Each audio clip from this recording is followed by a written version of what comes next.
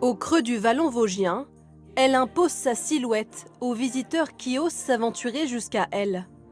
L'abbaye de Murbach est un peu au bout du monde, sur la dernière route avant le Grand Ballon des Vosges. Thomas Struder est né à ses pieds il y a 38 ans, dans ce village de 150 habitants. C'est agréable sans doute pour les habitants de Murbach de savoir que toutes les personnes qui passent par ici repartent avec un souvenir particulier. C'est un endroit calme, c'est un endroit qui a quelque chose de spécial. Amoureux de son village, il a donc fait du terrain de jeu de son enfance son métier. Aujourd'hui guide, il partage ses connaissances sur cette abbaye, l'une des plus prestigieuses que comptait l'Alsace au XVIe siècle. Parce qu'aujourd'hui, le village de Murbach, c'est grosso modo un peu plus de 150 habitants. On a du mal à imaginer que ça a pu être l'une des 4 principautés les plus influentes de toute la vallée du Rhin et les plus puissantes. Charlemagne, d'ailleurs, va s'autoproclamer pasteur laïque de l'abbaye de Murbach, sans que ça veuille rien dire, d'ailleurs. Alors, soit pour attacher son prestige au prestige de l'abbaye naissante, soit pour percevoir peut-être des impôts.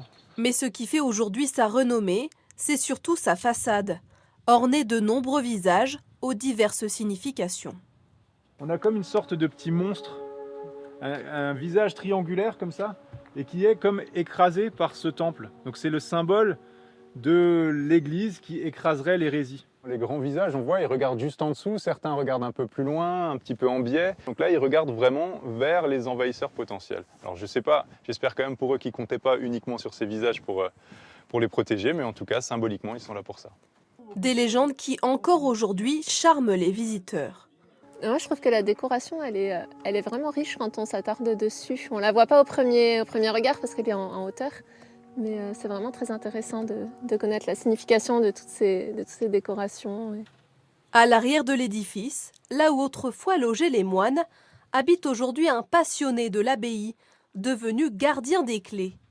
C'est aussi pour cela qu'il en connaît chaque caractéristique. Alors ce qu'il faut remarquer dans cette église, c'est sa hauteur. Contrairement à beaucoup d'églises romanes, celle-ci est très élevée, puisqu'on est à une vingtaine de mètres de hauteur. Ce sont des proportions pratiquement d'une cathédrale. Pour apprécier sa hauteur, on peut aussi randonner quelques minutes dans la forêt. D'ici, le grès rose contraste avec la verdure.